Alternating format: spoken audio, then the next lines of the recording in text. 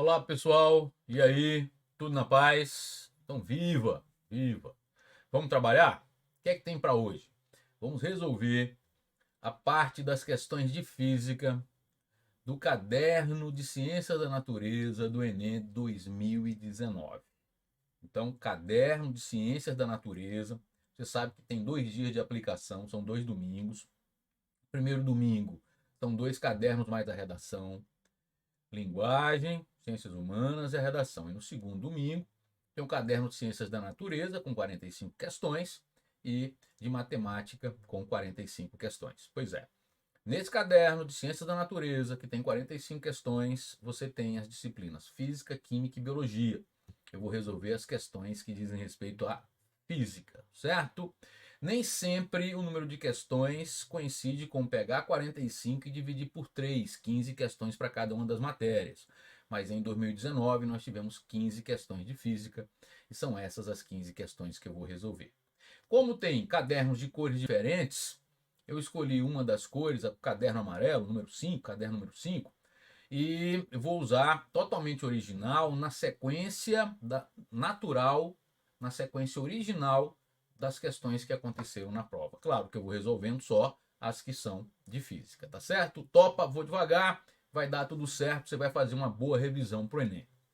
Detalhe, eu preciso que você fortaleça o nosso canal. Esse canal tem que se tornar cada vez mais forte, porque dessa maneira eu posso postar muitos conteúdos para vocês. Revisões, resoluções de prova, dicas, desafios. E para isso, eu queria que você se inscrevesse no canal, ativasse as notificações, porque quando eu postar um vídeo novo, você recebe essa notificação e pode fazer o seu estudo no horário que você quiser, onde você quiser, com um tablet, com um telefone celular, com um computador, um notebook, no seu trabalho, na hora do intervalo do seu trabalho, na sua casa. E é por aí que eu vou deixar esse canal com muito conteúdo. Eu preciso que você se inscreva no canal, ative as notificações e, claro, que se você gostar, dê um like aí que vai nos ajudar bastante, certo? Vamos lá para a prova então? Olha só. Exame Nacional do Ensino Médio, prova de Ciências da Natureza e suas tecnologias, prova de Matemática e suas tecnologias, são 2 cadernos nesse segundo dia. O que interessa para a gente é o caderno de Ciência da Natureza, as questões que dizem respeito à física, e já abre com a primeira questão, a 91, já é de física e é ela que nós vamos começar, tá bom? Aquela história de ler com atenção. Se precisar de algum detalhe que forma a base para a questão, eu vou sempre explicar com cuidado para você, tá? Vamos lá? Então, questão 91. Uma casa tem um cabo elétrico mal dimensionado de resistência igual a 10 ohms que a conecta à rede elétrica de 120 volts. Nessa casa, 5 lâmpadas de resistência igual a 200 ohms estão conectadas ao mesmo circuito que uma televisão de resistência igual a 50 ohms, conforme ilustrado no esquema.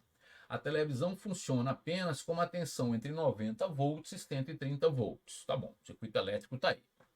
O número máximo de lâmpadas que podem ser ligadas sem que a televisão pare de funcionar é. Muito bem. Olha só, a maior tensão possível, aí nesse caso, aqui em cima, vou até ficar maior aqui. A maior tensão possível seria 120 volts, mas isso não vai acontecer porque tem o cabo mal dimensionado que já vai usar uma parte dessa DDP, concorda? Então já sei que a TV vai receber uma tensão menor do que 120. Agora veja que as lâmpadas estão em paralelo com a TV e aí eu queria te explicar com cuidado. Quando você tem um trecho em paralelo, quando você vai aumentando o número de resistências desse trecho em paralelo, você vai diminuindo a resistência equivalente. Quando você diminui a resistência equivalente, você diminui a tensão para esse trecho. Então, quanto mais lâmpadas você ligar, menor vai ser a DDP para esse trecho, que é o trecho da TV. Qual é a menor DDP para a TV funcionar? 90 volts? Então é com essa tensão de 90 volts que você vai ter o maior número de lâmpadas possível. Você não pode ligar um número maior onde a TV receba uma tensão menor do que 90. Esse vai ser o raciocínio da questão, mas eu vou explicar com muito cuidado, vou fazer desenhos, a gente vai resolver com muito cuidado para você, certo? Então veja lá, vamos organizar. Primeiro, eu vou dar nome a alguns pontos aqui para ficar mais didático. Ó, se os extremos dessa DDP for A e B, Você já sabe que a DDP entre A e B é 120 volts. Todos esses pontos aqui estão no mesmo potencial, que é B, certo? Então a TV aqui, ó, B. Já esse potencial é diferente de A, porque tem uma resistência entre ele e A, e é diferente de B, porque tem uma resistência entre ele e B. Então eu vou chamar de C. Veja então que eu tenho entre A e C 10 ohms, e entre C e B a TV de 50 ohms, e eu vou ligar quantas lâmpadas? O maior número de lâmpadas, eu não sei quantas, então são N. Essas N lâmpadas ligadas vai me dar uma resistência equivalente RN. Eu vou chamar assim, vou organizar, tá? Então veja só o que eu vou fazer. Vou desenhar o circuito elétrico de novo aqui, mas já mais simplificado. Vou rever contigo. Veja, aqui A, aqui B. Eu sei que essa DDP vale 120 volts, que é da rede elétrica.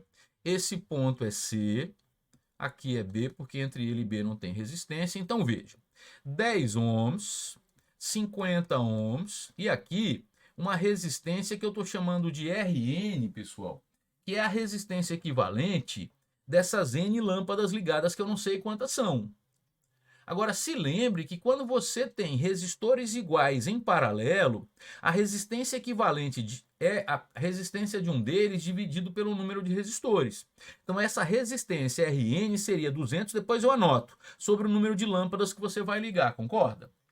Muito bem, calma, tudo vai dar certinho, tá? Agora, para você entender, a menor tensão que a TV vai funcionar bem é de 90 volts. Por que eu vou usar menor? Porque quanto mais lâmpadas eu ligar, menor vai ser a resistência equivalente entre C e B, vai diminuir a tensão para C e B, certo? A menor tensão possível, 90 volts. Eu vou criar um esquema aqui só sobre a tensão. A, B, quanto é a tensão desses extremos? 120 volts, certo? O ponto C, o que é que eu já sei? Que a DDP entre C e B, que é a DDP para TV, a menor possível vai ser de 90 volts. Então sobra quanto para a DDP entre A e C? 30 volts. Quem que está entre A e C? Esse resistor de 10 ohms. E daí? Daí que com a resistência, pessoal, e a DDP eu consigo achar corrente nesse resistor. E em função disso, olha só, vamos aqui. A e C. Quanto é a DDP entre A e C? 30 volts. A resistência entre A e C, 10 ohms. E a corrente, vamos encontrar? Para isso, U igual a R vezes I. U, 30 volts. A resistência entre A e C, 10 ohms. E a corrente. Esse zero aqui cai fora e você encontra a corrente de 3 amperes. Calma aí, certo? Aí volta lá. Aqui eu já sei que a corrente é de 3 amperes, essa corrente I, certo? Agora, esses dois aqui vão me dar um equivalente, que dois, a TV de 50 ohms e as N lâmpadas ligadas. Vão me dar um equivalente que eu vou desenhar assim o circuito elétrico. Ó, veja como vai ficar. 120 volts. Tô desenhando aqui várias vezes para ficar mais fácil você entender, tá? Claro que você pode resolver numa figura só, mas aí não seria tão didático. A, B, C. E agora, entre A e C, lembra que eu tinha dois resistores, o que representava a TV de 50 ohms e o que representa a resistência equivalente das N lâmpadas ligadas. Esses dois caras eu vou trocar por uma resistência X, certo? Calma aí. Aqui eu já sei que vale 10 ohms. E conheço a corrente. Essa corrente I que vale 3 amperes. Aí onde eu quero chegar? Você não já sabe que a DDP aqui é de 90 volts? Você não conhece a corrente agora no equivalente da TV com as N lâmpadas ligadas, que é 3 amperes? Então vai, entre B e C. Analisa comigo. Bem devagarzinho. Entre B e C. O que é que você conhece? A DDP entre B e C, 90 volts. A resistência equivalente entre B e C, vamos chamar assim, RBC, que é Rx. E a corrente, que é de 3 amperes. Com isso eu vou encontrar aqui em Rx. U igual a R vezes I, 90, Rx vezes 3, 90 por 3, 30 ohms. Quem é Rx, pessoal? Rx é o equivalente entre a TV de 50 ohms e as N lâmpadas ligadas, que estão em paralelo, é 50 em paralelo com RN. Aí te pergunto, você se lembra, vou aparecer aqui, tá? Você se lembra que quando tem dois resistores em paralelo, a resistência equivalente ao produto pela soma? Eu posso usar isso?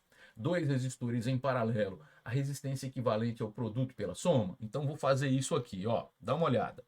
Eu tenho Rx, que é o equivalente da TV com as N lâmpadas, cuja resistência equivalente é Rn, o produto pela soma. Como Rx vale 30, então 50 vezes Rn, produto pela soma, 50 mais Rn. Posso dividir aqui por 10 e agora eu vou fazer uma continha. 5Rn vezes 1, 5Rn, igual a 3 vezes 50, 150, mais 3Rn. Logo, vem para cá, 5Rn menos 3Rn, 2Rn é 150. Calma que eu vou te explicar tudo. Rn, então, 75 ohms. Mas quem é Rn, pessoal? É a resistência equivalente das N lâmpadas aqui. Volta, ó. É a resistência equivalente das N lâmpadas, que são todas iguais. Eu não sei quantas, mas são todas iguais. E quando eu tenho em paralelo resistores iguais, como é que eu encontro a resistência equivalente? Eu pego a resistência de uma delas e divido pelo número de resistores. Como a resistência equivalente é 75, cada lâmpada tem 200 ohms, eu vou encontrar o número de lâmpadas.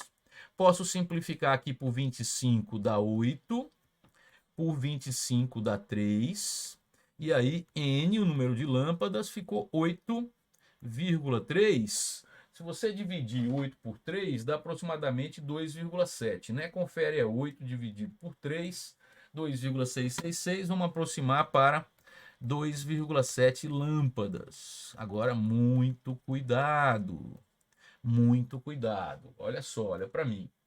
Você não tem como marcar 2,7. Você precisa de um número inteiro. Muito cuidado. Por quê? Você quer o maior número de lâmpadas, e aí você pensa, 2,7 é mais perto de 3 do que de 2. Aí vai marcar 3. Não é assim não. Porque se você usar um valor maior do que 2,7, o que vai acontecer? A resistência equivalente daquele trecho das lâmpadas com a TV, ela vai diminuir e você vai usar na TV uma DDP menor do que 90, a TV não vai funcionar. Então, você não pode usar um número de lâmpadas 3, 4 maior do que isso. Você tem que usar quantas lâmpadas, então, no máximo? 2 lâmpadas. De novo, não é o valor mais próximo que você vai procurar. Você tem que pensar. Se você usar 3, você está usando um valor maior do que 2,7 lâmpadas e a DDP para a TV vai ficar menor do que 90 volts. Então, quantas lâmpadas você deve usar? Mesmo que desse 2,9 lâmpadas, você teria que usar quantas lâmpadas? 2 lâmpadas no máximo. Eu vou ligar então 2 lâmpadas no máximo, 2 lâmpadas, e aí vamos procurar para marcar o gabarito. Vai lá em cima. 2 lâmpadas, 2. Onde é que isso está? Na letra B. Viu o perigo? Se você marcar 3 já era. Letra B de bola. Eu repito para você. Se você marcar 3 lâmpadas, você vai ter uma resistência equivalente entre as lâmpadas da TV, que vai fazer com que a DDP para a TV fique menor do que 90 volts e a TV não vai funcionar. É isso. Então, qual é o maior número de lâmpadas que você pode ligar em paralelo com a TV para que a TV continue funcionando? 2 lâmpadas, portanto, gabarito letra B. Certo? Tranquilidade. Vamos para mais uma. Não se esqueça, se inscreva no nosso canal. Vamos tornar esse canal forte, cada vez mais forte, que eu vou postando cada vez mais conteúdo. Ative as notificações, tá? Vamos lá. Próxima questão. Tá aí. 95 desse caderno, tá? As redes de alta tensão para a transmissão de energia elétrica geram um campo magnético variável o suficiente para induzir corrente elétrica no arame das cercas. Tanto os animais quanto os funcionários das propriedades rurais ou das concessionárias de energia devem ter muito cuidado ao se aproximarem de uma cerca quando essa estiver próxima à rede de alta tensão, pois, se tocarem no arame da cerca, poderão sofrer um choque elétrico. Para minimizar esse tipo de problema, o que é que deve acontecer? Pessoal, vamos por etapas. Primeiro, O choque elétrico é o efeito fisiológico da corrente elétrica. Para que o choque aconteça, tem que ter a corrente elétrica, então você tem que ser submetido a uma diferença de potencial. Só há corrente elétrica se existe uma DDP. Então, algum indivíduo que toque nessa cerca elétrica, ele pode sim levar um choque. Por quê? Porque vai existir uma DDP, uma diferença de potencial entre a cerca e o solo.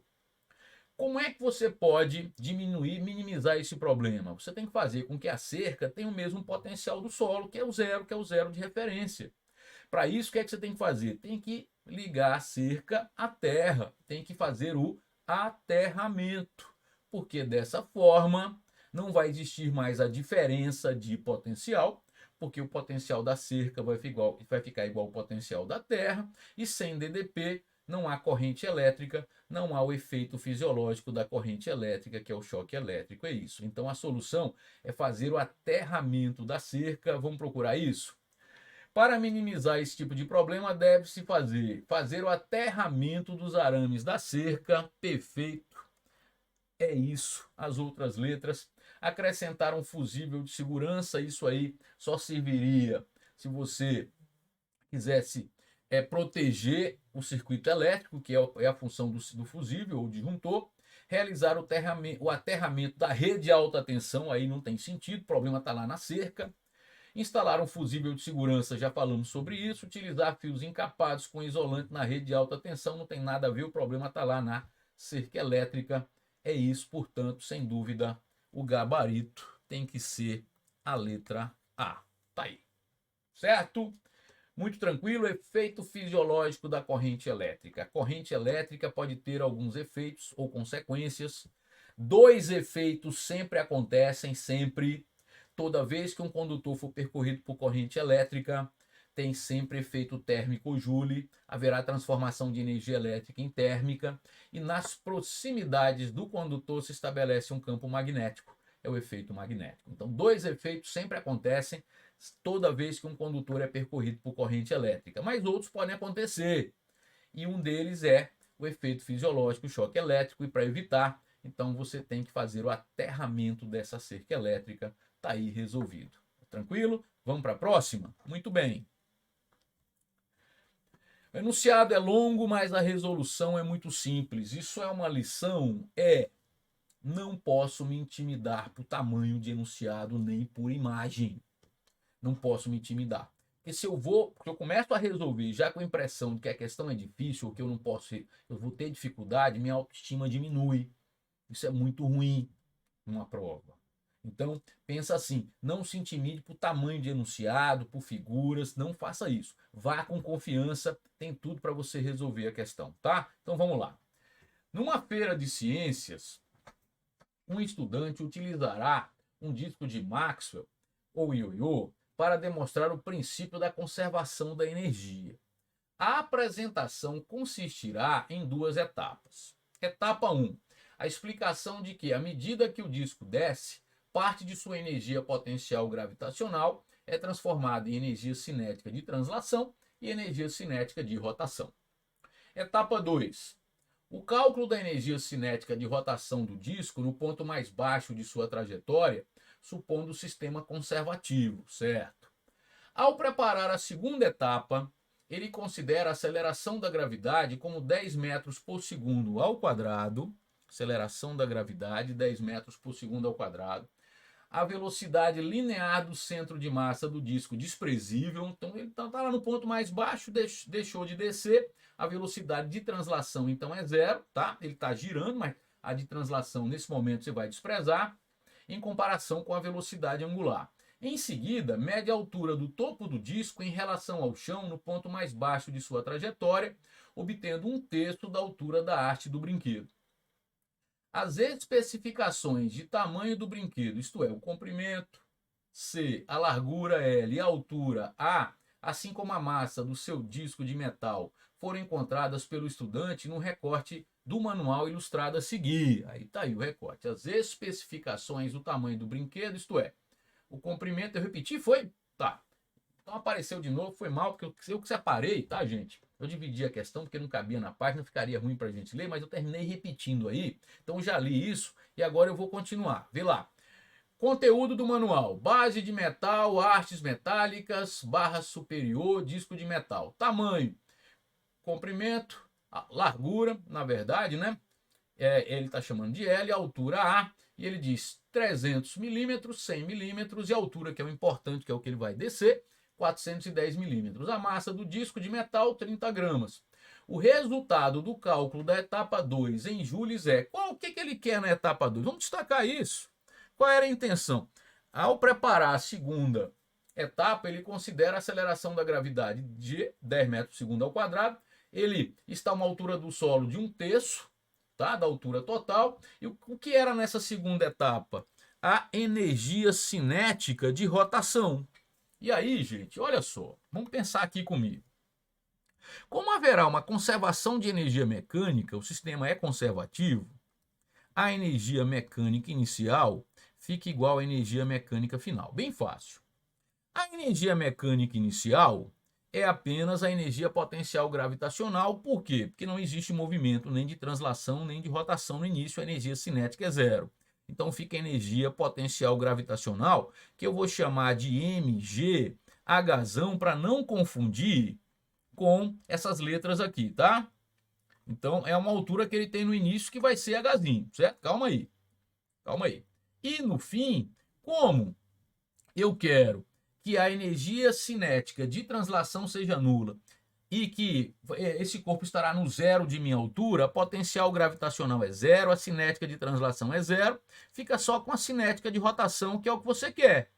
Então, a energia potencial gravitacional se transformou em energia cinética de rotação, que é o que você está procurando. Onde esse H, na verdade, quem é aqui?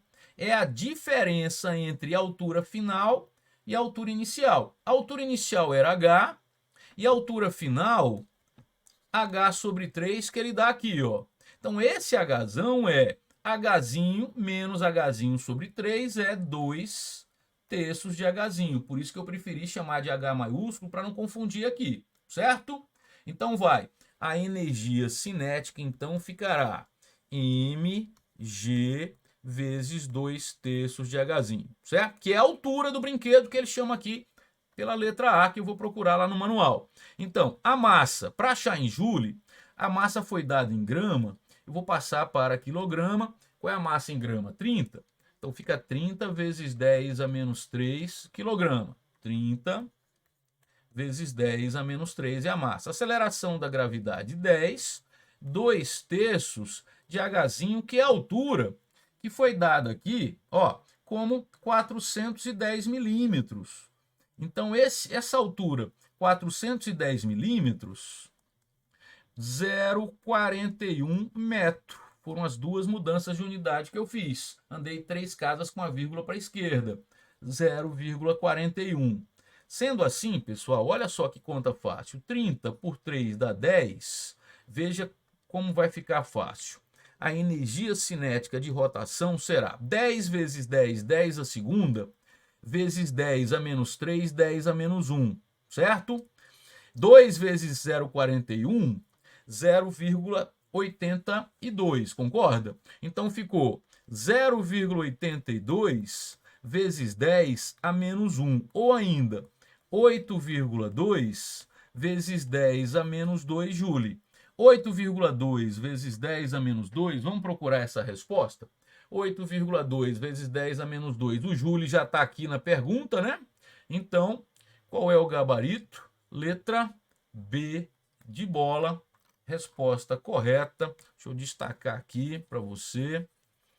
A energia cinética de rotação, resposta correta, B de bola. Tá aí. Então, ele tem no início a energia potencial gravitacional, que vai se transformar só em cinética de rotação, porque ele deixou de descer, a de translação se despreza. A energia potencial gravitacional do início, que é a energia mecânica inicial, vai ser igual à energia cinética de rotação final. Agora, o que ele desce é Hzinho menos 1/3 de Hzinho. 2/3 de Hzinho, onde esse Hzinho é a altura do brinquedo, 410 milímetros, tá aí. O gabarito correto, letra B de bola, tranquilo, viu? Viu que a conta foi fácil, o enunciado muito grande, figura aparentemente diferente, tem que ter confiança, você está estudando, está se preparando, está trabalhando bem sobre o assunto, vai conseguir resolver, não pode se intimidar por enunciado, certo? Vamos para a próxima. Questão 100 desse caderno. Dois amigos se encontram em um posto de gasolina para calibrar os pneus de suas bicicletas. Uma das bicicletas é de corrida, bicicleta A, e a outra de passeio, bicicleta B. Os pneus de ambas as bicicletas têm as mesmas características, exceto que a largura dos pneus de A é menor do que a largura dos pneus de B.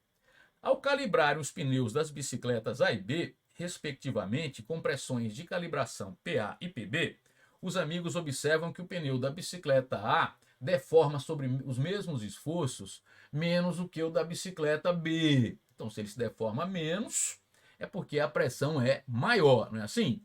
Pode-se considerar que as massas de ar comprimido no pneu da bicicleta A é MA e no pneu da bicicleta B é MB. São diretamente proporcionais aos seus volumes.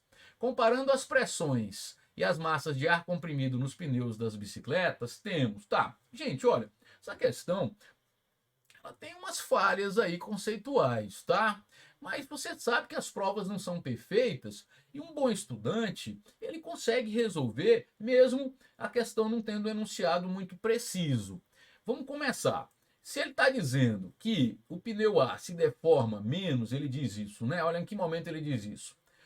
Sobre os mesmos esforços, o pneu A da bicicleta A deforma menos que o pneu da bicicleta B. Então a pressão em A é maior que a pressão em B. Já é a primeira resposta que você precisa, certo? Pressão em A maior que a pressão em B. Agora, como ele disse que a massa é proporcional ao volume e a largura, espera aí um pouquinho para isso sair da tua frente. A massa é proporcional ao volume e a largura do pneu A é menor que a largura de B, então o volume de A é menor do que o volume de B, concorda?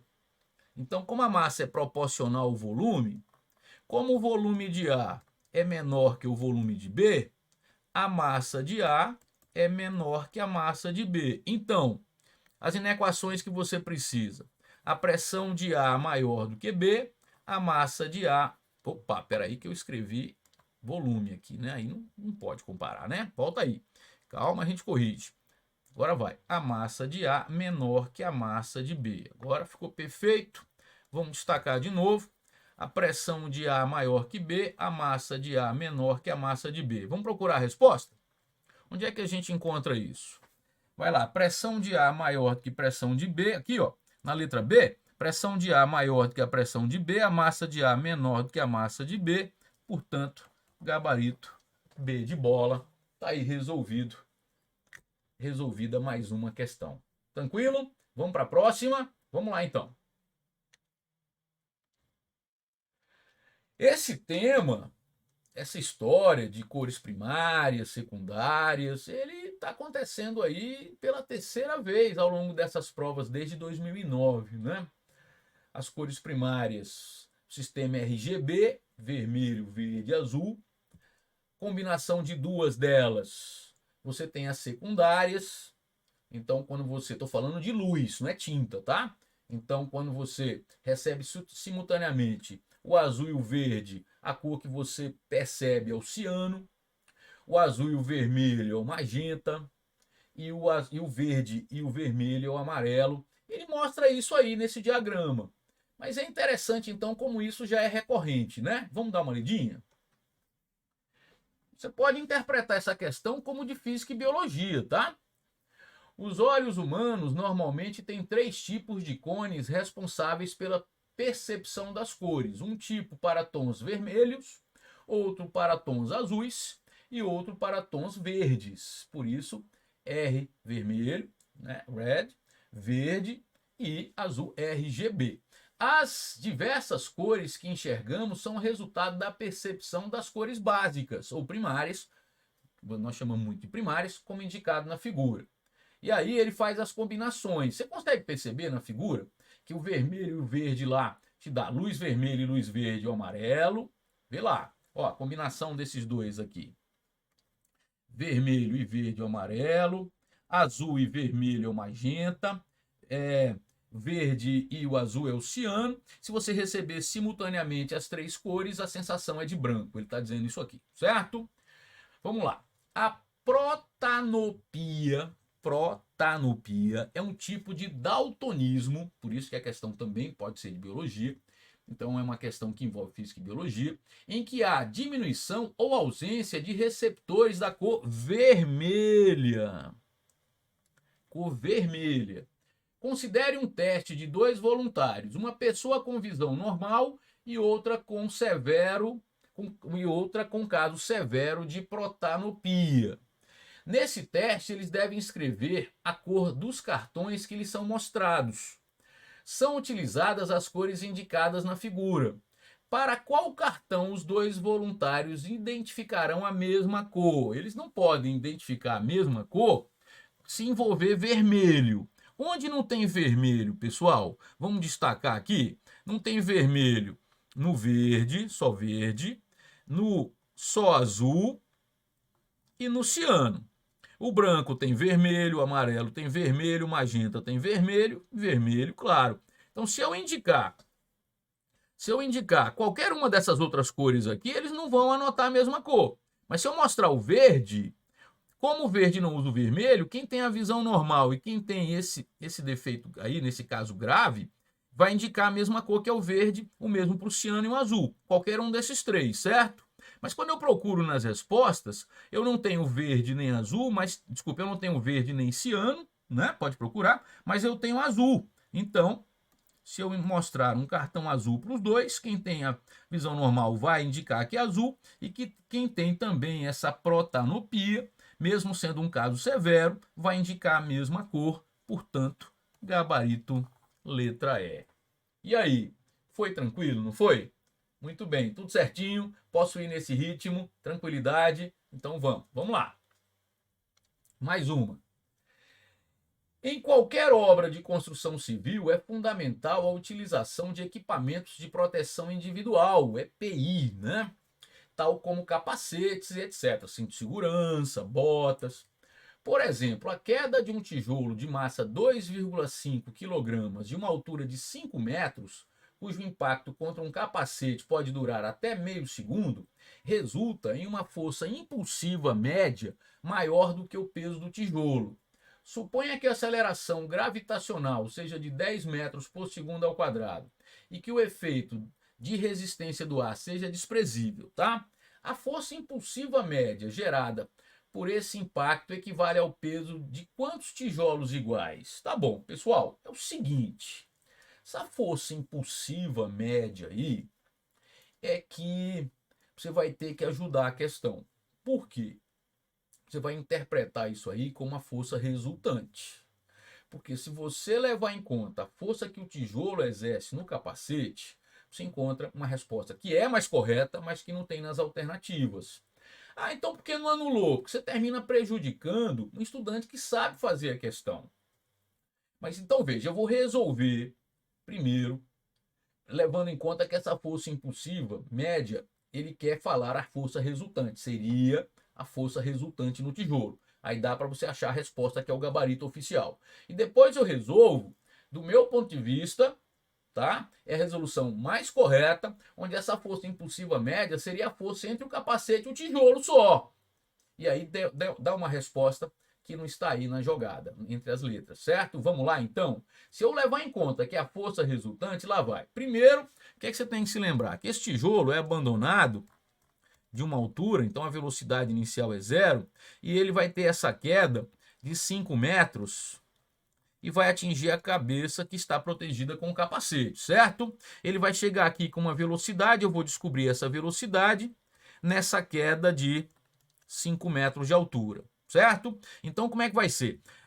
Despreze a resistência do ar, a única força que realiza trabalho é o peso, a força-peso é conservativa, então a energia mecânica inicial é igual à energia mecânica final. No início, eu tenho só a energia potencial gravitacional mgh. Se eu adotar o zero para a altura aqui, no final a energia potencial gravitacional é nula, tem só cinética mv2 sobre 2. Tranquilo? Outra opção é você calcular usando a equação de Torricelli, levando em conta que a aceleração é a aceleração da gravidade. Eu prefiro fazer por conservação de energia. E aí a velocidade final ao quadrado é 2gh. Vamos para os dados?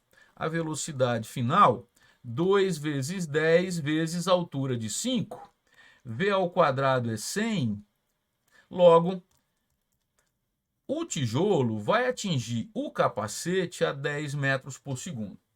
Levando em conta, e aí você tem que ajudar mais uma vez a questão, que depois de atingir o capacete, ele, nesses meio segundo, o tijolo para, o capacete, ele não vai, por exemplo, retornar, o capacete faz com que o tijolo fique em repouso, tá? Então você tem que levar isso em conta. Fica assim, ó. Como é que vai ser essa história?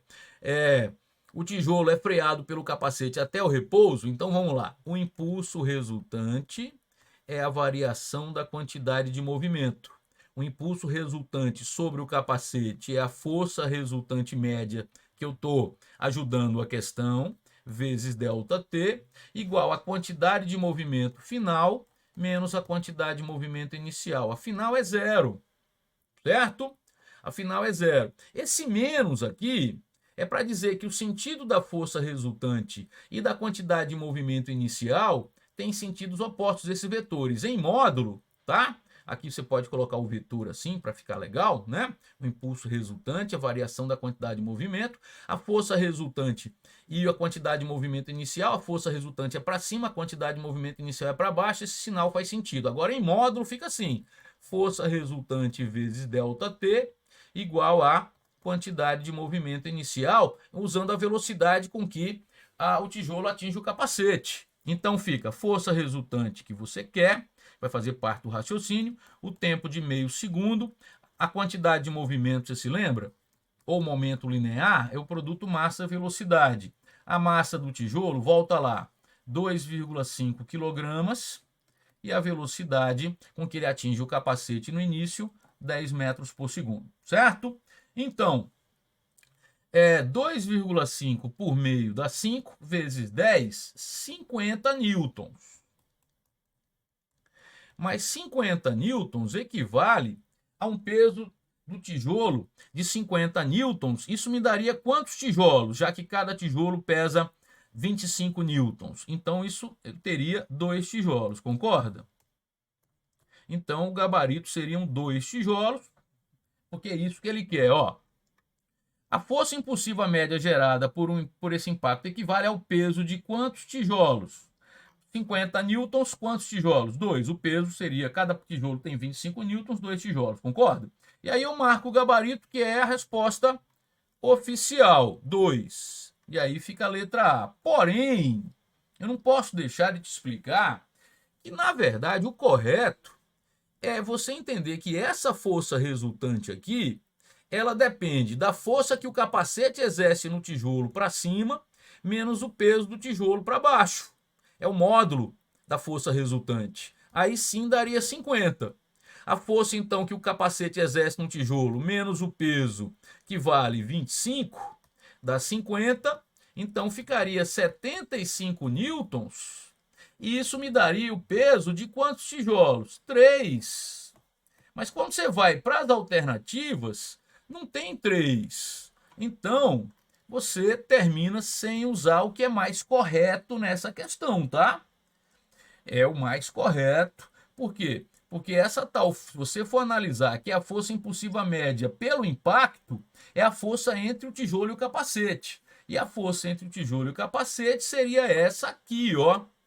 Certo? Espera aí, deixa eu destacar. F, e não a força resultante. Portanto, tem uma falha na questão? Tem sim, tem sim. Mas é a primeira vez que isso acontece? Não. Independente disso, você tem que fazer de tudo para acertar? Tem. Tem que fazer de tudo para acertar.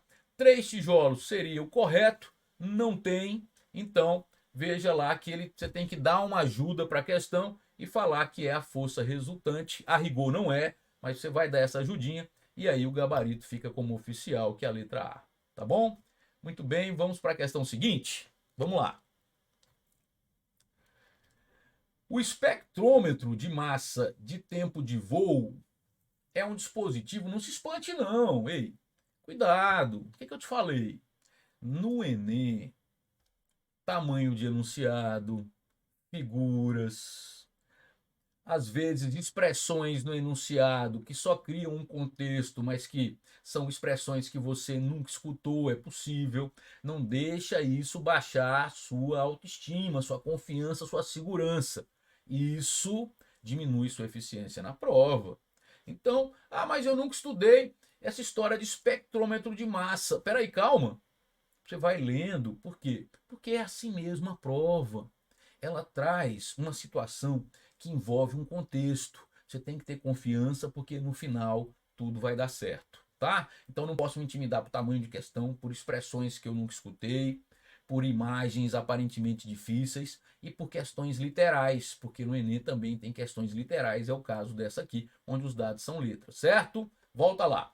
O espectrômetro de massa de tempo de voo é um dispositivo utilizado para medir a massa de íons. Nele, um íon de carga elétrica Q é lançado em uma região de campo magnético constante B, descrevendo a trajetória helicoidal conforme a figura. Opa, peraí. Aqui, ó. São 3 as situações possíveis para uma partícula em movimento no campo magnético. Em movimento. Porque existe uma 4ª situação, que é você abandonar a partícula no campo magnético. Se abandonar, como a força magnética não atua em partículas em repouso, ela fica em repouso. Mas se a partícula tem movimento, são 3 possibilidades. Você lançar a partícula paralelamente ao campo, e nesse caso a força magnética é 0. Tanto quando você lança no mesmo sentido, quando você lança no sentido contrário. A força magnética é 0 e a partícula assume movimento retilíneo uniforme. O segundo caso, que é o que mais aparece nas questões de física, é quando você lança a partícula perpendicular ao campo magnético. E aí, nesse caso, a força magnética é a resultante centrípeta e a partícula assume movimento circular uniforme. Então, o primeiro caso, lançou paralelamente, a velocidade é paralela ao campo magnético, movimento retilíneo uniforme. O segundo caso, a velocidade foi de tal forma que forma 90 graus com o campo, movimento circular uniforme. E o terceiro caso, que é o caso da questão, não tem nada demais, é quando você lança a partícula obliquamente em relação ao campo magnético. Nesse caso, a partícula assume o quê? Pela componente paralela ao campo, é movimento retilíneo uniforme. Pela componente da velocidade perpendicular ao campo, é movimento circular uniforme. Então, a composição do retilíneo uniforme com circular uniforme vai te dar essa trajetória helicoidal. E o movimento é helicoidal e uniforme, certo? Muito bem, volta lá para enunciar. Vai, acompanhe. Então, nele, um íon de carga elétrica Q é lançado em uma região de campo magnético constante B, descrevendo uma trajetória helicoidal conforme a figura. Essa trajetória é formada pela composição de um movimento circular uniforme no plano YZ, não é isso que eu te expliquei? E uma translação ao longo do eixo X, que seria o movimento retilíneo uniforme, em função da velocidade ter uma componente paralela ao campo magnético. A vantagem desse dispositivo é que a velocidade angular do movimento helicoidal do íon é independente de sua velocidade inicial. Vamos ver por quê. O dispositivo, então, mede o tempo t de voo para n voltas do íon. Tempo t de voo para t é o tempo de voo para nzão é o número de voltas executadas pelo íon. Logo, com base nos valores de Q, B, N, T, pode determinar a massa do íon. A massa do íon medida por esse dispositivo será de quanto? Então vamos lá devagarzinho. Eu vou te explicando tudo aqui, tá? Veja só. Qual é a jogada? Você sabe que a força magnética vai fazer o papel de centrípeta, certo? A força magnética, o módulo da carga, velocidade campo, a centrípeta mv2 sobre r. Muito bem. Esse expoente cai fora com a velocidade aqui e fica assim, ó. Paciência, módulo de Q, B, mv sobre r. Certo? Calma aí, calma aí. Agora, como é que é a jogada? Se eu quero envolver o tempo nessa história, como é que deve acontecer? Olha só. Cada volta leva um tempo que é o período, não é assim? Cada volta executada. Não é isso que você sabe? E o comprimento de uma volta não é 2π vezes r? Então eu vou mostrar que essa velocidade aqui no movimento não uniforme é um ΔS, que é 2πr, sobre o período que é t, mas isso aqui é o tempo de uma volta, tá? Isso aqui é o tempo de uma volta. Como é que fica então? Fica o módulo de QB M sobre R 2πr sobre t. Quem é esse cara aqui? É a velocidade que eu calculei. Aí o raio cai fora, certo? E você encontra o período, que é o tempo de uma volta, tá? Então esse aí é o tempo de uma volta, certo? Esse tempo de uma volta, deixa eu manter o padrão aqui. Calma aí. A equação ficou assim, ó, módulo de QB 2πm sobre o tempo de uma volta, tá? Agora veja, tenha calma aí.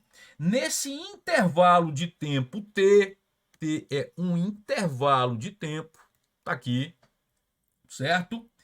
Nesse intervalo de tempo t, quantas voltas foram executadas? N, concorda?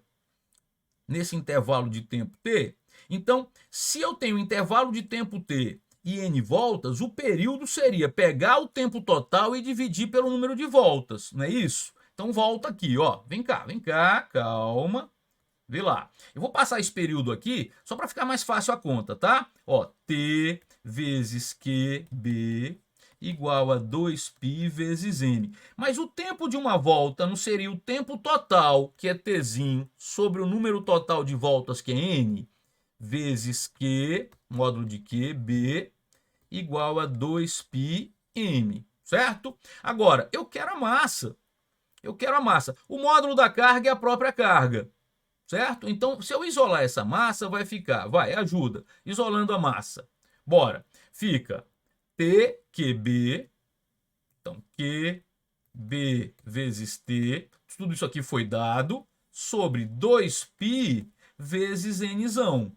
Vamos procurar isso? Isso aqui é a massa em função dos dados, porque ele te deu QB e T, Tzinho, 2π é uma constante, é um número, e te deu o número de voltas. Então, QBTzinho sobre 2π Nzão. Vamos procurar isso?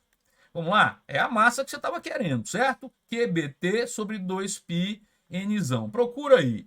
Vai, QBT, opa, logo na letra A, sobre 2π Nzão, tá aí. Portanto, resposta correta, letra A. Então, qual foi a sacada? Estou aqui em cima, tá?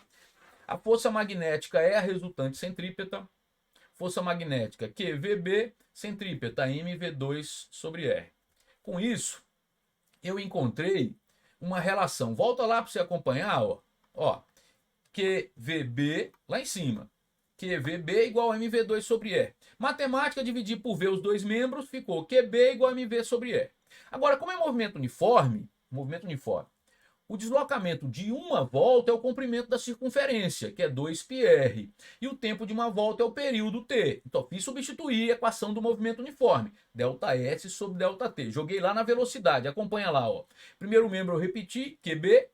Depois m sobre r repeti. E onde tinha velocidade, 2πr sobre t. O raio caiu fora e eu fiquei com QB igual a 2πm sobre t. Certo? Aí eu passei o período multiplicando só para a gente raciocinar. O tempo de uma volta não vai ser o tempo total, que ele chamou de tzinho, pelo número de voltas? O tempo de cada volta não é pegar o tempo total pelo número de voltas? Vamos supor, um exemplo, tá? Se eu quisesse, é só porque às vezes as questões literais você acha que são difíceis, não é? Veja, se eu tenho um tempo de 20 segundos, um exemplo, e dei 10 voltas, qual seria o tempo de uma volta? 20 sobre 10, 2 segundos, concorda? O período seria o tempo total pelo número de voltas, e foi isso que eu usei lá, o período, o tempo total, tzinho, pelo número de voltas, e depois foi só isolar a massa, que é o que ele quer. Como eu isolei a massa, ficou QBT, e o 2π passou, vai lá, dividindo, multiplicando o N lá embaixo. E aí o gabarito coincidiu com a letra A. É isso, uma questão de força magnética num campo, força magnética numa carga pontiforme num campo magnético uniforme. Certo? Tranquilo? Vamos para a próxima? Muito bem. Tá aí. Questão 113 desse caderno. Em uma aula experimental de calorimetria, uma professora queimou 2,5 gramas de castanha de caju crua para aquecer 350 gramas de água em um recipiente apropriado para diminuir as perdas de calor. Com base na leitura da tabela nutricional a seguir e da medida da temperatura da água após a queima do combustível, ela concluiu que 50% da energia disponível foi aproveitada. O calor específico da água é de 1 caloria por grama grau Celsius, se preferir 1 caloria vezes grama menos 1 grau Celsius a menos 1, e sua temperatura inicial era de 20 graus Celsius. Ele dá a tabela, quantidade por cada 10 gramas, 2 castanhas, valor energético 70 quilocalorias, aí ele dá carboidratos, proteínas, gorduras, mas o valor energético total é de 70 quilocalorias. Muito bem. Qual foi a temperatura da água em graus Celsius medida ao final do experimento? Mas, pessoal, aqui em cima, para encontrar a temperatura final, como você já sabe que a inicial foi dada de 20 graus Celsius, você tem que encontrar a variação de temperatura que a água sofreu. A quantidade de calor que provoca uma variação de temperatura se chama quantidade de calor sensível, que é calculada pela equação fundamental da calorimetria, Q igual a mc delta θ. Eu vou anotar, tenha calma. Mas para isso eu preciso da quantidade de calor que a água recebeu, que vai ser a metade da quantidade de calor liberada. E aí você tem que se ligar que cada 10 gramas libera 70 quilocalorias. Mas eu tenho apenas 2,5 gramas, certo? E não se esqueça que eu só vou usar a metade dessa quantidade de calor. Então vamos organizar, espera aí.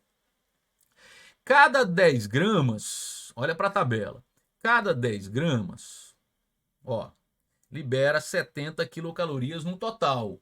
Mas eu só tenho 2,5 gramas. Então, no total, quanto seria liberado? Regrinha de 3. 10 gramas, 70 quilocalorias, mas eu só tenho 2,5 gramas. É uma quantidade de calor total, certo? E aí, como é que faz? Aqui cai fora, certo? Então, você tem uma quantidade de calor no total, 10 dividido por 10 aqui, de 2,5 vezes 7, deixa assim, 2,5 vezes 7 quilocalorias, certo?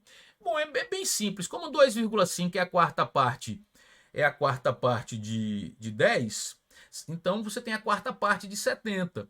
E a quarta parte de 70 é 70 sobre 4, certo? 70 sobre 4, 10 por 4 dá 2,5, fica 2,5 vezes 7, tá aí, tá tranquilo. Só que para a água, você vai usar só a metade, ela disse isso, a questão diz isso. Então a quantidade de calor que a água vai usar é a metade, é 50% do total. Em que momento ele afirma isso, pessoal? Aqui, ó, 50%. Então a água, ela só usará quantidade de calor que a água vai usar para sofrer variação de temperatura é 2,5 vezes 7 quilocalorias sobre 2, certo?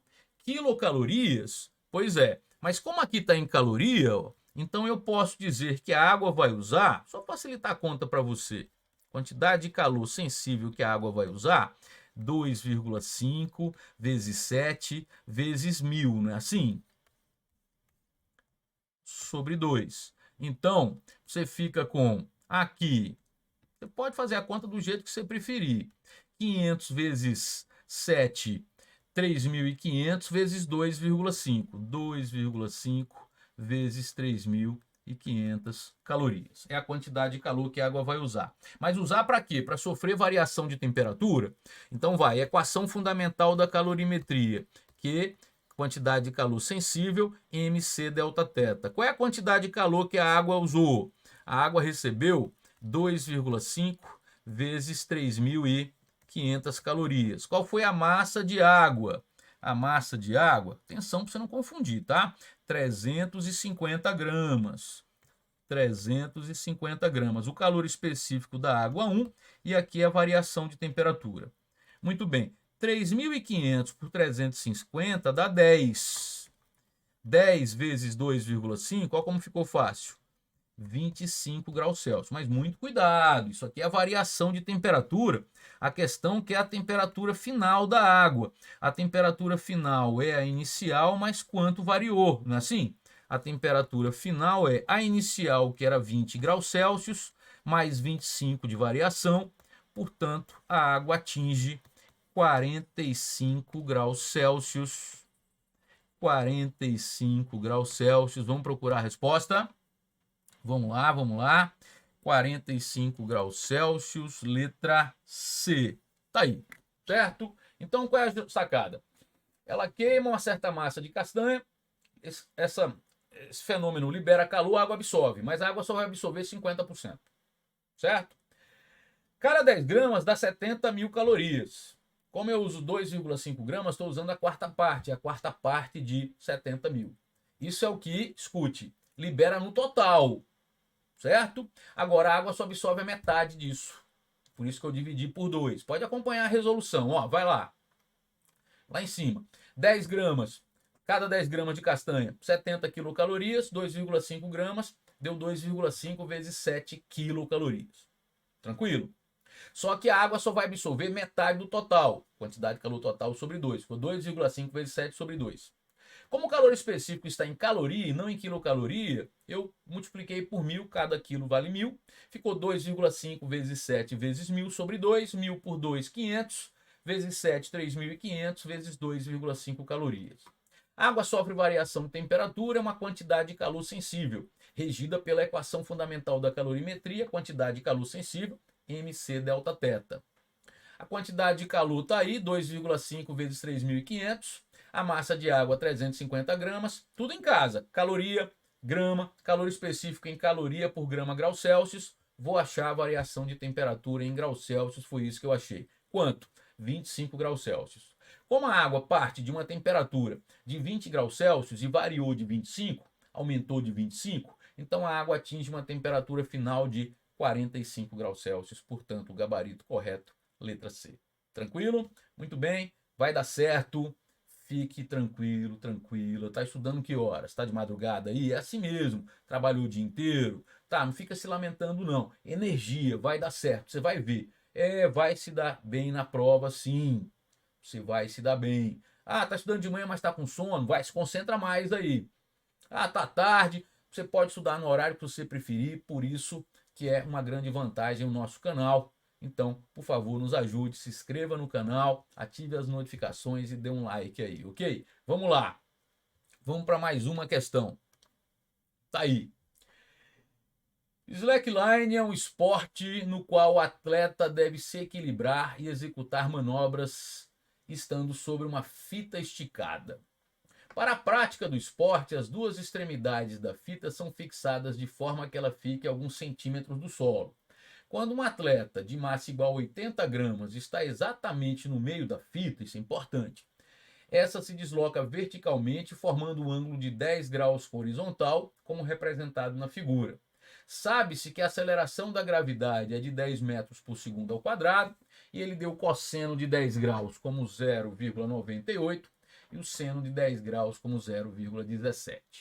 Qual é a força que a fita exerce em cada uma das árvores por causa da presença do atleta? Então, veja só, ele está falando da tração, né?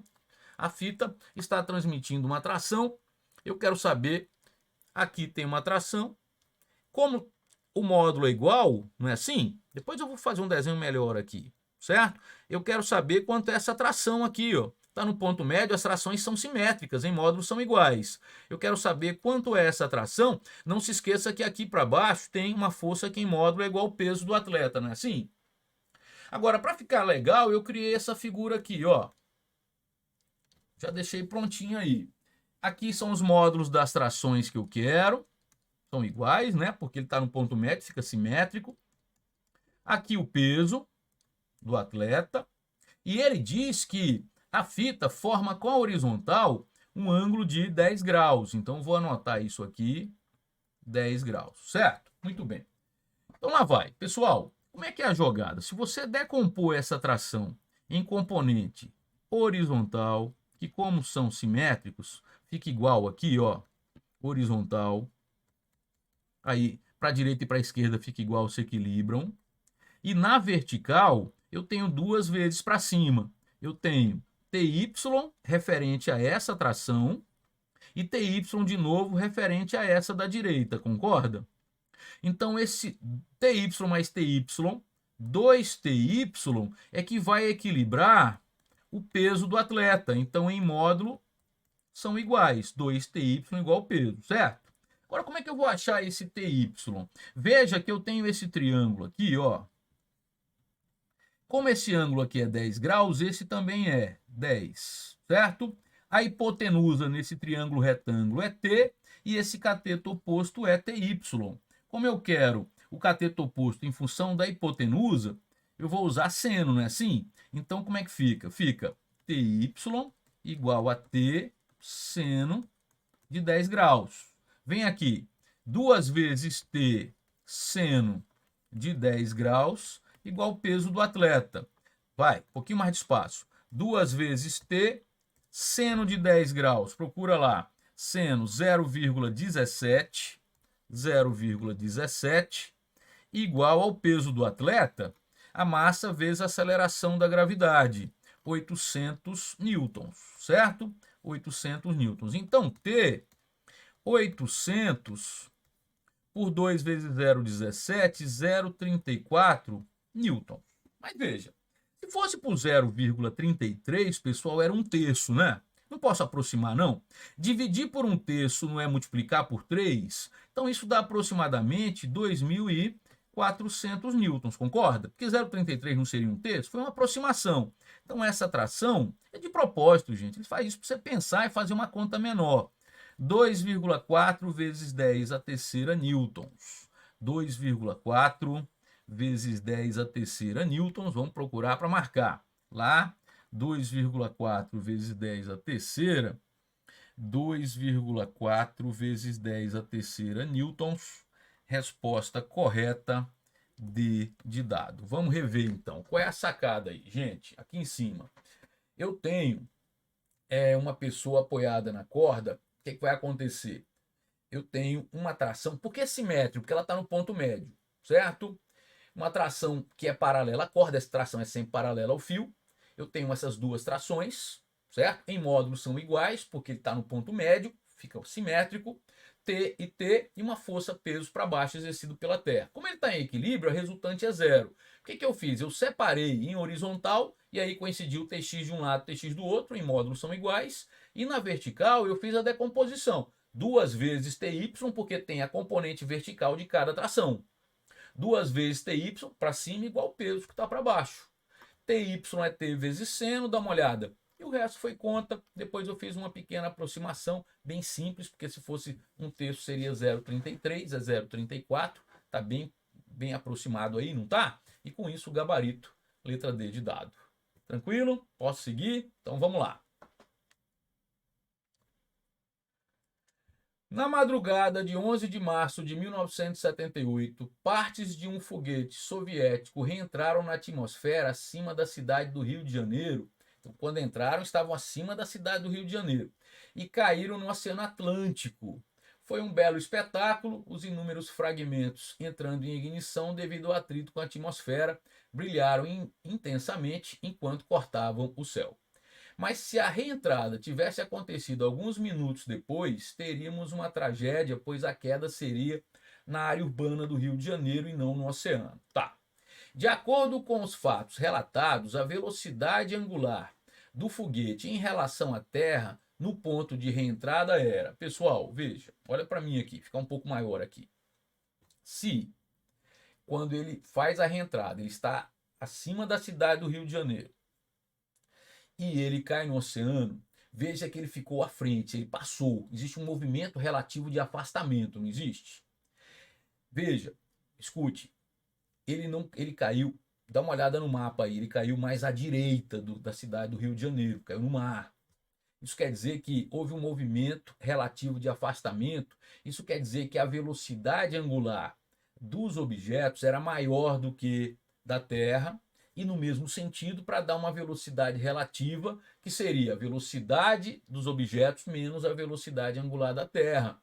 Por isso que houve um deslocamento angular relativo e os objetos caíram no oceano.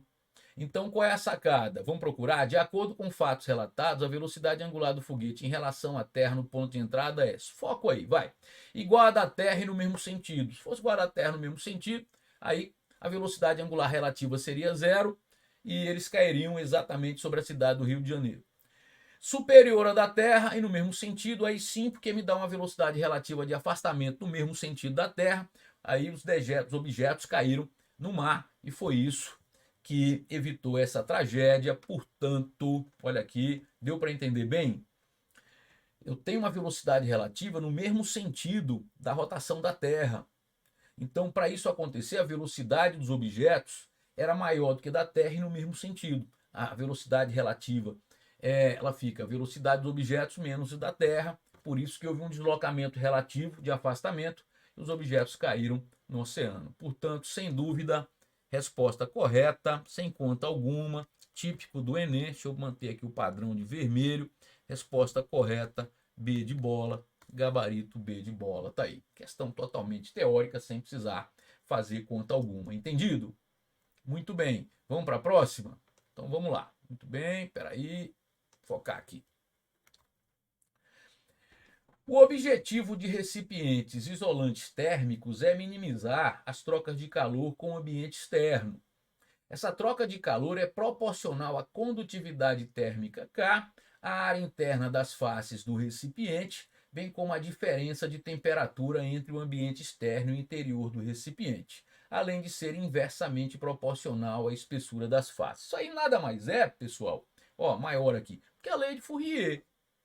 O fluxo de calor, que é o calor pelo intervalo de tempo em regime estacionário, é diretamente proporcional à área, diretamente proporcional à diferença de temperatura, inversamente proporcional à espessura, não é assim? E a constante de proporcionalidade diz respeito à condutividade térmica ou condutibilidade térmica representado pela letra K. Está falando da lei de Fourier, certo? A fim de avaliar a qualidade de dois recipientes, aí 40 centímetros, 40 centímetros, 40 centímetros, é um cubo então, e B, 60, 40 e 40, quase igual, mas aí já não é um cubo, tem esse comprimento maior, 60. De faces de mesma espessura, um estudante compara suas condutividades térmicas Ka e Kb. Para isso, suspende dentro de cada recipiente blocos idênticos de gelo a 0 graus Celsius, de modo que suas superfícies estejam em contato apenas com o ar. Após o intervalo de tempo, ela abre os recipientes enquanto ambos ainda contêm um pouco de gelo e verifica que a massa de gelo que se fundiu no recipiente B foi o dobro do que se fundiu no recipiente A. Sendo assim, a razão Ka por Kb é mais próxima de quanto? Show de bola! Pessoal, primeiro, vamos devagarzinho, tá? Não faça contas desnecessárias, eu vivo dizendo isso. Você fala, Wendel, mas eu sempre vou pelo caminho mais complicado, mas isso é costume. Você assistindo aqui as nossas aulas, eu pensando de forma simples, você termina se acostumando. Veja, eu não preciso fazer contas desnecessárias, até porque esses dois recipientes, A e B, tem muita coisa que se repete. Então, vamos devagar, que eu vou resolver essa questão fazendo a menor quantidade de conta, pensando mais e calculando menos. Você vai entender melhor. Quando você faz muita conta, você gasta muita energia, você termina não percebendo a física, certo? Então vamos por etapas. Que história é essa? Primeiro, ele diz aqui embaixo, que nesse momento, certo? Aqui, vou destacar para você. Verifica que a massa de gelo que se fundiu no recipiente B foi o dobro da que se fundiu no recipiente A e ainda tem gelo nos dois. Se ainda tem gelo nos dois, isso é importante, aqui em cima. A quantidade de calor é só latente, não tem sensível porque não houve variação de temperatura, a temperatura ainda é 0 graus Celsius. Então as quantidades de calor foram exclusivamente latentes, quantidade de calor que provoca mudança de fase ou mudança de estado físico. A quantidade de calor latente, que é a massa vezes o calor latente de fusão, que é igual, porque é o gelo nos dois casos. Então, essa quantidade de calor, como isso aqui é igual, é constante, comparando os dois, a quantidade de calor é proporcional à massa. Como a massa de gelo que se fundiu em B foi o dobro do que se fundiu em A, o que é que você conclui? A massa de gelo em B é o dobro da massa de gelo em A, ele está dizendo isso aqui. Então, a quantidade de calor em B é o dobro da quantidade de calor recebida por A. Eles recebem quantidade de calor, isso provoca a fusão do gelo. Como a massa de gelo que sofreu fusão é o dobro, então em B recebeu o dobro de calor que em A, certo? Agora, a quantidade de calor o intervalo de tempo se relaciona com uma grandeza que se chama fluxo de calor, que é a quantidade de calor pelo intervalo de tempo. Como o intervalo de tempo é igual, porque aconteceram simultaneamente, o que vai acontecer? A quantidade de calor é proporcional ao fluxo. A quantidade de calor é proporcional ao fluxo. Como a quantidade de calor em B é o dobro da quantidade de calor em A, o fluxo de calor em B foi o dobro do fluxo de calor em A, certo? Calma aí. O fluxo de calor em B foi o dobro do fluxo de calor em A. Agora pense comigo.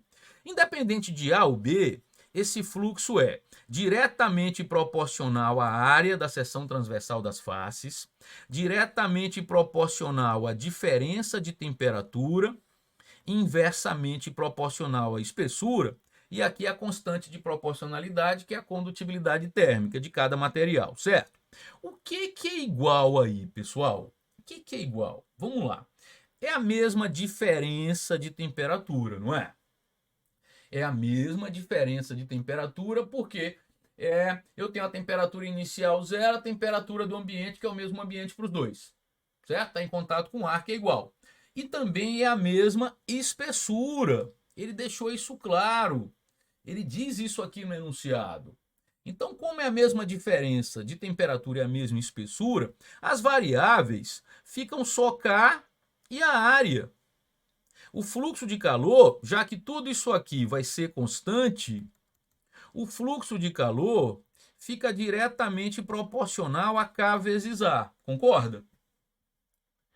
Então veja, como o fluxo de calor em B é o dobro do fluxo de calor em A, o que vai acontecer? Ó, eu tenho KB área B igual a 2 vezes Ka área de A, certo? Calma aí, não vamos fazer contas desnecessárias, tá? De novo, o fluxo fica proporcional ao produto K vezes A, que são as variáveis, porque a diferença de temperatura e espessura são iguais. Como o fluxo B é o dobro do fluxo A, KB, área B, é o dobro de K, área A. Agora vamos falar dessas áreas. Vamos falar dessas áreas para você não fazer a mesma conta duas vezes. No caso de A, veja lá, é um cubo de 40 centímetros de aresta. No caso de A, é um cubo, certo? Calma aí. Veja. São 6 faces, cada uma com área A, concorda? Espera aí. Então, cada uma tem área A, certo? Então, a área A seria 6 vezes A. Calma, calma. Certo? Não são 6 faces, cada uma com área A? Agora, no caso do outro, que é B, qual que é a diferença? Eu tenho duas iguais também, ó, 40 e 40, e tem esse cara aqui que é 60, é a única diferença. Você concorda que essas duas aqui também vão ser A? Essas duas aqui, ó, essa e essa também é A, e que as 4 faces aqui é que são diferentes, mas diferentes em quanto? Para que fazer contas desnecessárias, pessoal? A diferença é que aqui é 60 e aqui é 40, porque esses dois são iguais, ó. Então, 60 não é 1 vez e meia 40? Isso quer dizer que cada uma dessas outras faces tem uma área que é 1,5A, concorda? Wendel, força mais o raciocínio, força.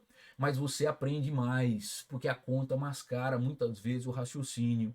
Estou te falando que cada uma dessas 4 faces tem uma área que é 1,5A, porque é 60 e 40 e não 40 e 40. É 1 vez e meia maior. Então, qual vai ser a área de B? Aqui é A e aqui é B, certo? Então, a área de B é 2A mais 4 vezes, são 4 faces, 1,5A. Então, a área de B é 6A mais 2A é 8A. Pronto, agora, vamos aqui, ó. A ideia principal da questão está aqui. Vamos substituir aqui. Ó, KB vezes área B, 8A, igual a 2. Se você quiser se organizar, ó, chama isso aqui de equação 1 e eu estou jogando aqui na equação 1, tá? Para você se organizar. Então, KB vezes 8A, que é a área de B, é 2 vezes K vezes a área de A, que é 6A, que é 6 vezes a área de cada face, certo? O que vai acontecer? Esse A aqui cai fora, viu que eu fiz uma conta muito mais simples? E como eu quero KA sobre KB, KA sobre KB vai ficar 8 por 12. Ou ainda, KA por KB, aqui por 4 dá 2, por 4 dá 3, fica 2 terços. 2 terços, KA por KB, aproximadamente 0,67. Vamos procurar isso? 0,67, eu vou destacar aqui como sempre, tá? 0,67, e isso está na letra B de bola. Viu que eu fiz uma conta muito mais limpa e achei o gabarito correto. Vou repetir para você a ideia. Com a massa de gelo que se funde ao dobro em B, o que vai acontecer? Receber o dobro da quantidade de calor, porque a quantidade de calor e a massa são diretamente proporcionais, já que é a quantidade de calor latente. O L é igual para os dois, certo? Então a quantidade de calor recebida foi o dobro. Como é no mesmo tempo, o fluxo de calor é o dobro. Se o fluxo de calor é o dobro, eu vou investigar o que é o fluxo. Pela lei de Fourier, o fluxo é K, a área, a diferença de temperatura e espessura. Só que a diferença de temperatura e espessura se repetem. Então o fluxo fica proporcional ao produto K vezes A. Como o fluxo B é o dobro do fluxo A, então o produto KB vezes área B é o dobro do produto KA vezes área A. Aí eu pensei nas áreas. Um é um cubo de 40 por 40, cada área é 40 por 40, área essa por cubo. E aí eu chamei de área de cada face. Como são 6, fica 6A, certo? 6A. No outro, tem duas faces que são iguais, que é 40 e 40. As outras 4 faces é 60 e 40. Mas 60 é uma vez e meia 40. Então a área fica uma vez e meia. 1,5A. Como são 4, eu vou ficar com 2A, mais 4 vezes 1,5 deu 8A. Substituir KB vezes área B, que é 8A, 2 vezes KA vezes área A, que é 6A, o resto foi conta. E aí está o gabarito letra B. Que tal? Tranquilidade? Vamos para a próxima? Muito bem. Em 1962, um Digo, vinheta musical criada por Heitor Carilho, fez tanto sucesso que extrapolou as fronteiras da rádio e chegou à televisão ilustrado por um desenho animado. Nele, uma pessoa respondia a um fantasma que batia em sua porta, personificando o frio, que não deixaria entrar, pois não abriria a porta e compraria lãs e cobertores para aquecer sua casa. Certo? Muito bem. Apesar de memorável, tal comercial televisivo continha incorreções a respeito de conceitos físicos relativos à calorimetria. Para solucionar essas incorreções, deve-se associar a porta e os cobertores, respectivamente, a que funções? Pessoal, aqui em cima, você sabe que frio não entra. Frio não é uma grandeza física, é só uma sensação. Sensação que você tem quando perde calor. O calor sim é uma grandeza física e pode entrar e pode sair. Como o clima lá fora está frio, a temperatura externa é menor do que interna, o que vai acontecer? O sentido espontâneo do calor é de dentro para fora. Se você isolar bem a casa, o que vai acontecer? Você diminui o fluxo de calor, diminui a sensação de frio, e aí dentro da linguagem aí, o frio não entraria entre aspas, porque na verdade é o calor que estaria saindo e você aumentando o isolamento, você diminui esse fluxo, certo? Vamos ver isso nas letras. Letra A.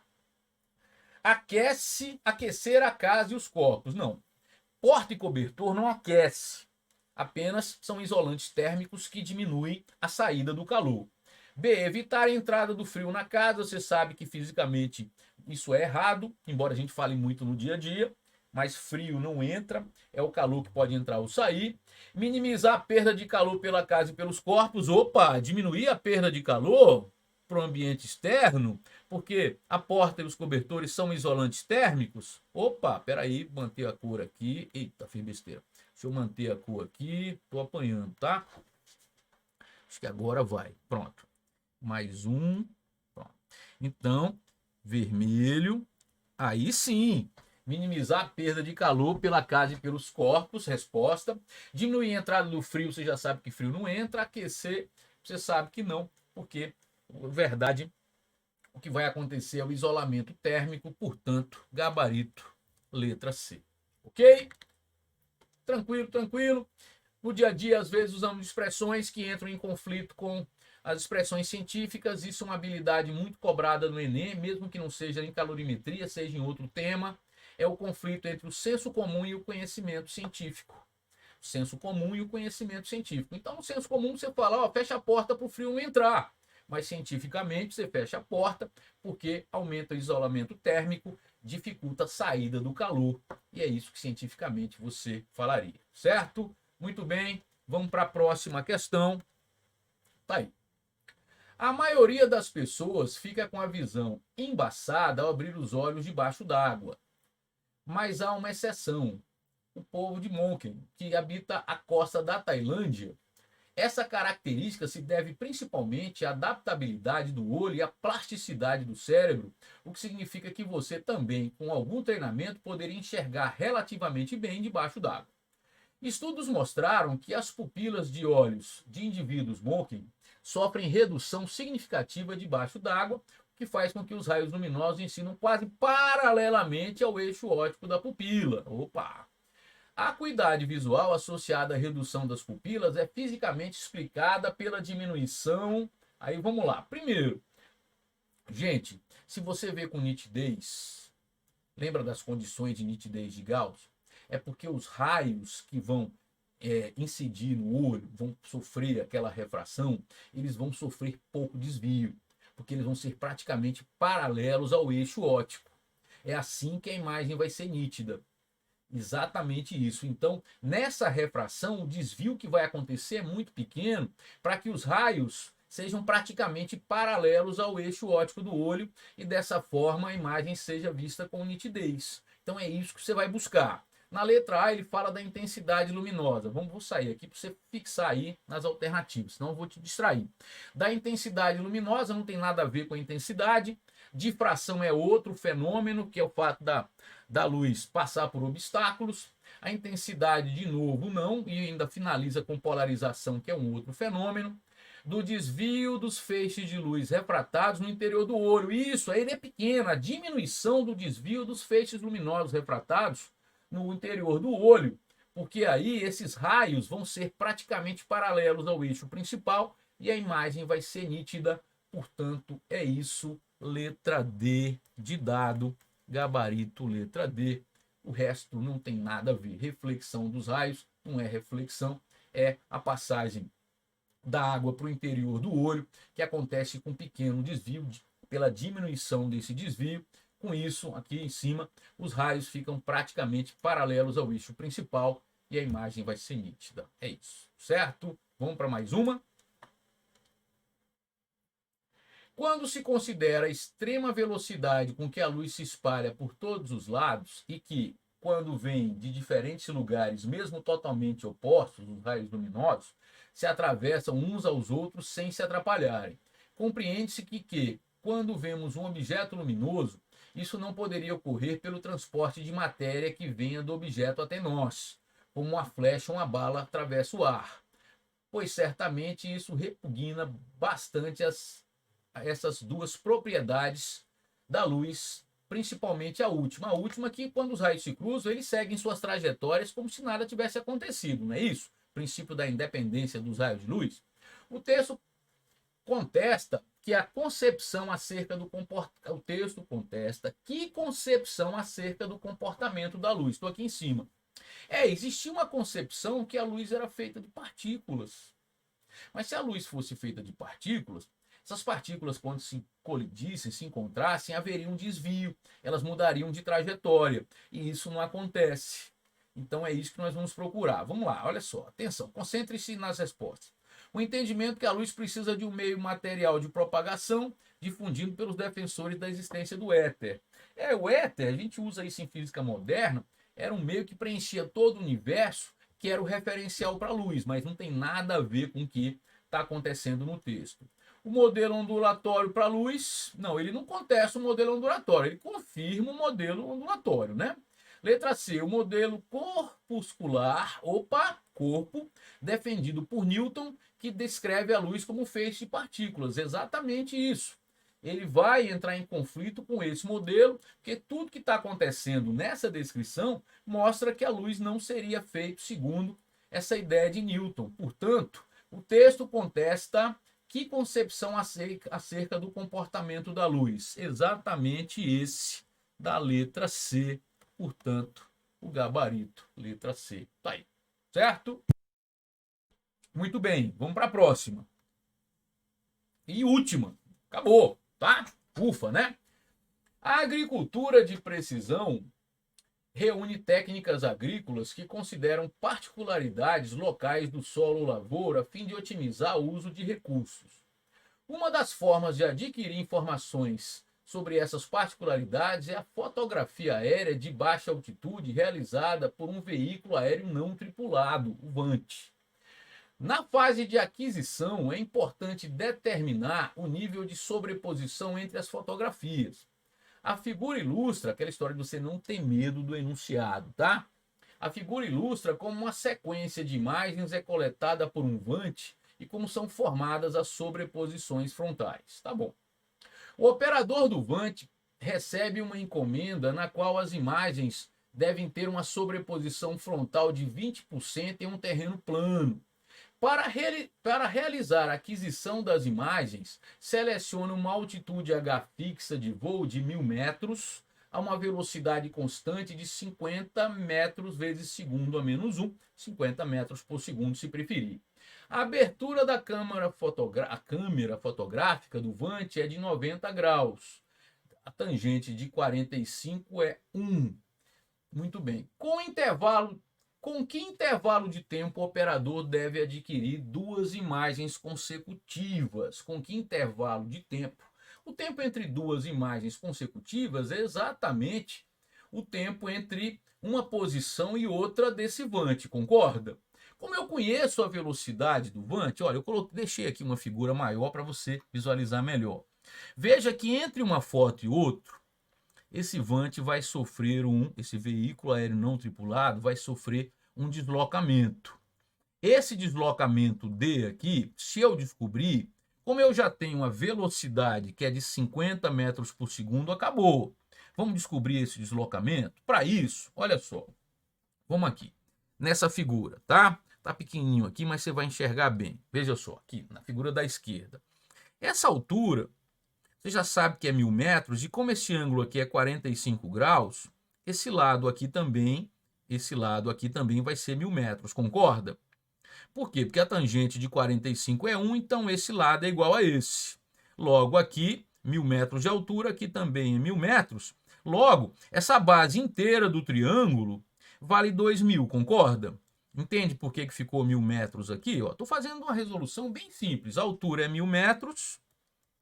Se quiser, eu posso desenhar separado aqui. Deixa eu desenhar um aqui separado para você. Ó, o ângulo é de 45 graus. E esse lado, que a altura é 1000 metros, aqui vamos chamar de x, e é 45 graus. A tangente de 45 graus é 1, então faz com que aqui o triângulo retângulo, né, esse cateto seja igual a esse, portanto x também vale 1000 metros, certo? Então essa medida inteira, que se precisar, seria 2000, mas eu não vou usar isso não, vou fazer assim, ó, vou buscar uma vertical aqui, como eu vou resolver fácil, tá? Veja se você concorda. Veja lá, ó. Aqui é a metade desse ΔS, que é 20% de todo o comprimento da fotografia, que é 2000 metros. Porque tudo não é 2000 metros, que é a foto inteira, não é 2000.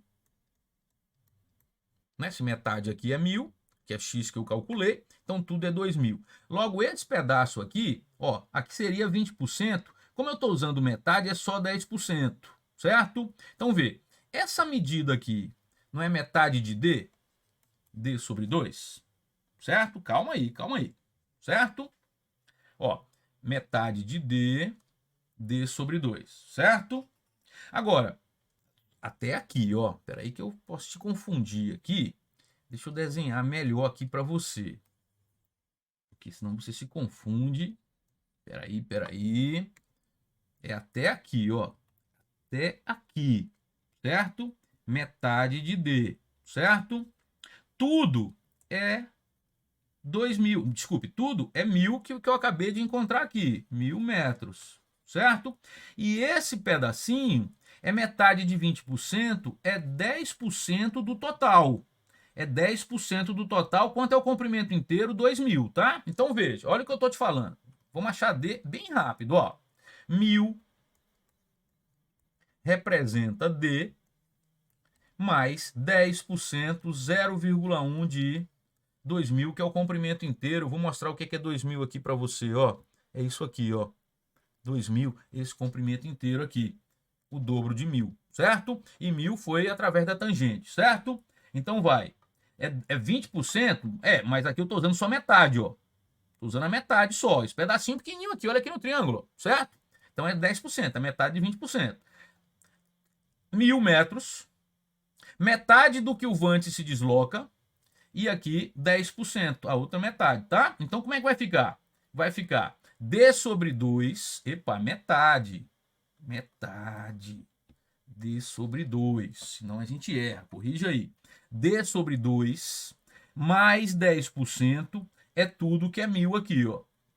Então vai, 1.000, tem que corrigir, tá?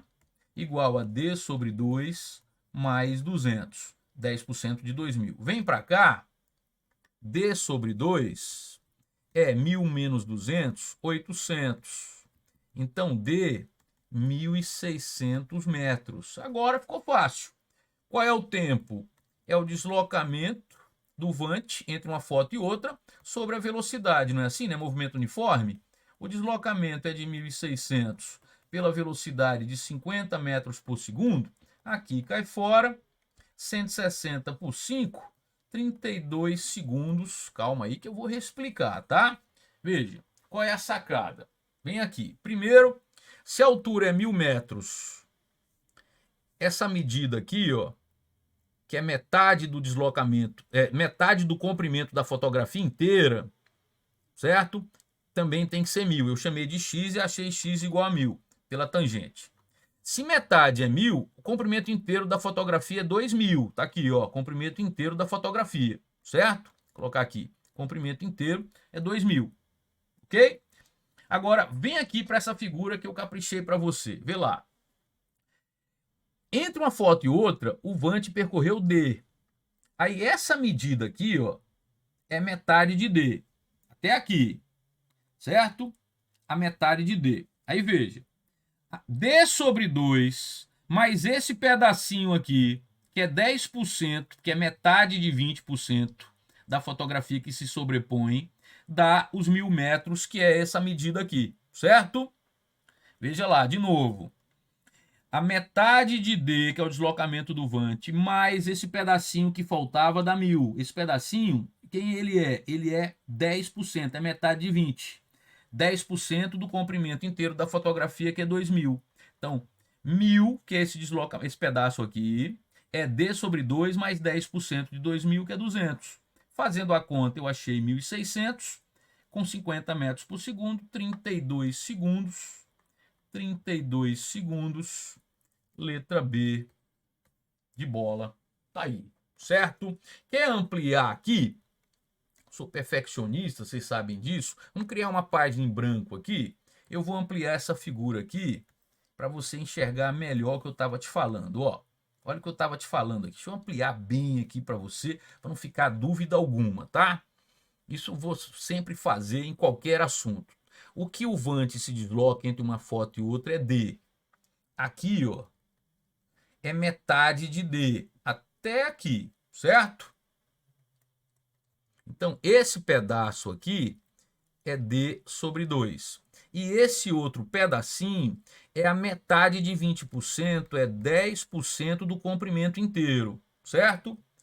Agora, veja que aqui de vermelho, ó, daqui até aqui, ó, é a metade de todo o comprimento. É isso de vermelho que é 1.000. Então, ficou 1.000 metros, que é o de vermelho, corresponde a metade de D D sobre 2, mais a metade desse comprimento, que é a sobreposição. O comprimento da sobreposição é 20%, como é metade, a metade aqui, ó, é só 10% do comprimento inteiro da fotografia, que é 2.000. Foi assim que você achou o D como 800 metros, e daí é só dividir pela velocidade. Foi assim que nós encontramos o gabarito, né? Deixa eu voltar aqui. Deixa eu só voltar aqui para não se sobrepor. Vai lá. Aí sim, então nós achamos o gabarito, letra B de bola, 32 segundos, letra B de bola. Confere lá para não falar besteira, é isso mesmo. Pessoal, tô aqui em cima, Enem 2019, todo resolvido, as 15 questões de física. Te agradeço pela atenção, saiba que estaremos juntos. Vou dar o meu sangue para que você aprenda física. Gostaria muito que você se inscrevesse no nosso canal, vem muito conteúdo aí pela frente. Aciona, por favor, as notificações para todo vídeo novo você receber. Dá um like aí se gostou e a gente se encontra na nossa próxima aula. Grande abraço.